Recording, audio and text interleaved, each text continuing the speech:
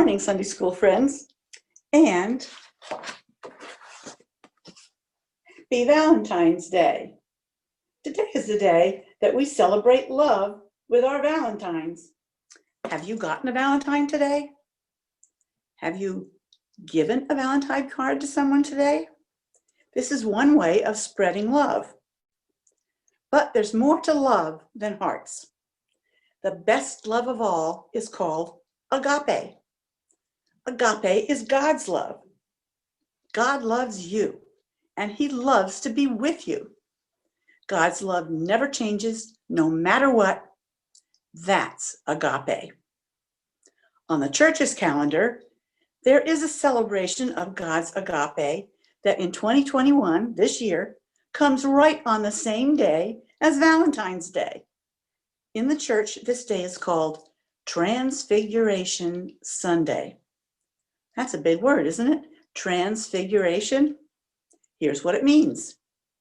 It means to change the way someone looks almost magically into something else, something even better or more beautiful, something like a caterpillar changing into a butterfly. But when God changes something, it's not magic, it's nature. It's a miracle. It's God's creation. It's what God does. It's what God is. Let's watch the Bible story behind Transfiguration Sunday. See if you can spot who talks about love and who changes. One day, Jesus took 3 of his disciples, Peter, James, and John, with him. The disciple named John was not the same person who baptized Jesus. They went up on a high mountain by themselves to pray. As Jesus was praying, his face became as bright as the sun, and his clothes became as white as light, whiter than anyone on earth could make them. Then Moses and the prophet Elijah appeared. These men had lived on the earth hundreds of years before this. They talked with Jesus about his death, which would soon happen in Jerusalem. As Moses and Elijah were talking with Jesus, Peter said to Jesus, "It is good for us to be here. Let us make 3 shelters, one for you, one for Moses, and one for Elijah." Peter did not know what he was saying. As Peter was talking, a bright cloud came down and surrounded them, and a voice from the cloud said, "This is my Son whom I love. I am pleased with him. Listen to him." The 3 disciples were terrified and fell on the ground. Then Jesus touched them and said, "Do not be afraid. Get up."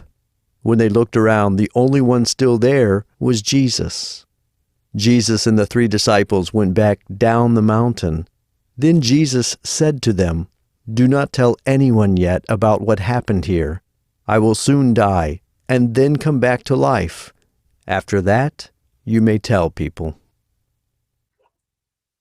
After Christmas, we talked about the story of Epiphany. When the 3 wise men saw little Jesus, they knew right away that Jesus was, that God was in that little boy Jesus. In the Transfiguration story, God tried to tell Peter, James, and John, Jesus' disciples and best friends, the same thing, that God was the man Jesus. But this time, God wasn't dealing with 3 wise men. This time, God was talking to 3 ordinary fishermen who just didn't quite get it yet. Peter still didn't understand that his friend Jesus was God. The disciples had to be shown before they could understand. They had to see the change in Jesus. So God gave them a sneak peek that day on the mountain. The disciples they got a quick look at how Jesus would appear when he was in his glory in heaven, with his face shining as bright as the sun, his clothes dazzling white. For some people, only seeing is believing. And by the way, faith is believing without seeing. The disciples didn't have that much faith yet. To make it even more clear to the confused disciples, God the Father himself came down around them in a bright cloud. God spoke to the disciples right out loud. Did you already realize that it was God speaking from the cloud? God told Peter, James, and John the truth about Jesus. This is my son. I love him. He pleases me very much. Listen to him. Now that's agape. There's an old song that says, let's not talk about love. But on Valentine's Day and Transfiguration Sunday, let's talk more about love. And if you think transfiguration is a big word, there's another song that says this: love is the biggest little word you can say, by the way. In the movie The Sound of Music is a song that goes, let's start at the very beginning. It's a very good place to start. Well, okay, let's go to the beginning of the Bible to look for agape. The very first three words in the Bible, chapter 1, are in the beginning. In the beginning, God got creative. God designed a wonderful world under an endless sky. God loved his creation. The Bible tells us God saw that it was good. But one thing was wrong. God's beautiful creation couldn't love God. God is love, and God wants to be loved, as we all do. The stars he created couldn't love God back. The mountains couldn't love God back. And there was one snake in the Garden of Eden, that certainly didn't love God back. So on the very last day of creation, God added one more masterpiece: people.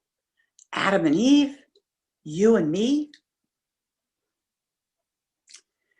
God gave each of us the superpower to be able to make decisions.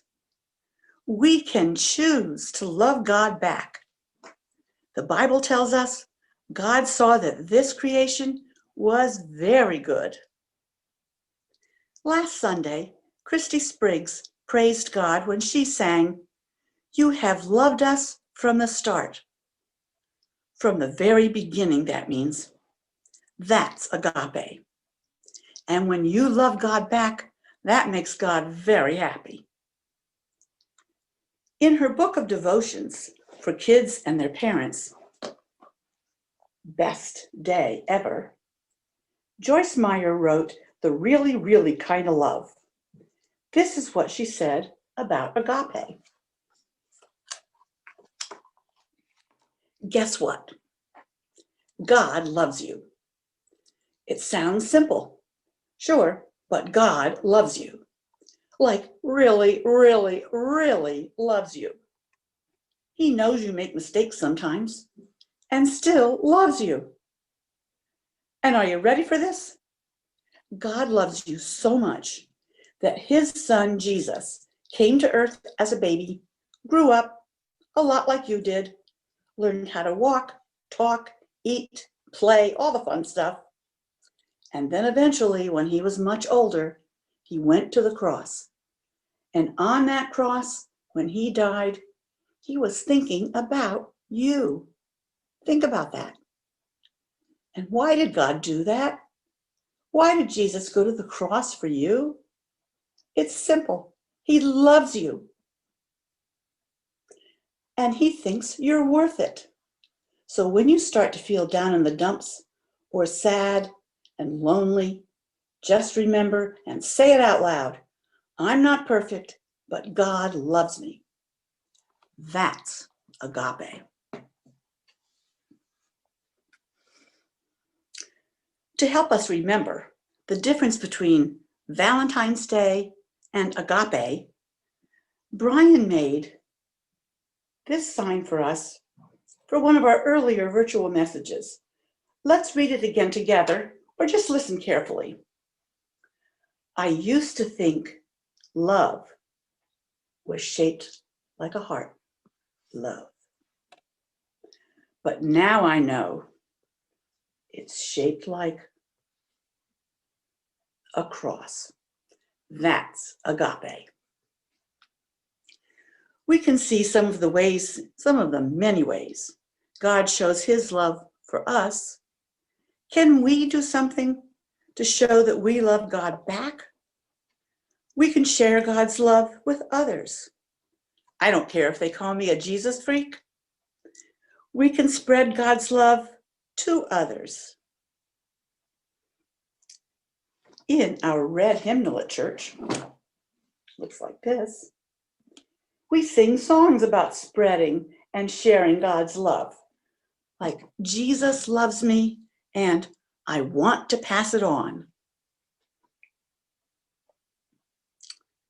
We can even give others a Valentine.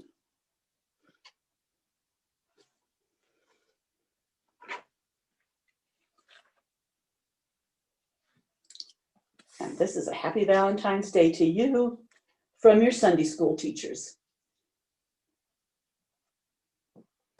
Let's pray. Dear God, on this Valentine's Day, we praise you for your never-ending love. We are thankful for the love you have given us from the beginning and even from the cross. On this Transfiguration Sunday, help us to shine like the sun with your love. Help us to please you. Help us, please, to be courageous and share your love with others. In Jesus' name we pray. Amen. Now, for our special surprise ending, Valentine's Day is also the birthday of one of our Sunday school teachers, the Kids Rock teacher who spoke to you last Sunday. Let's all sing happy birthday to Mrs. Laddig. Happy birthday to you.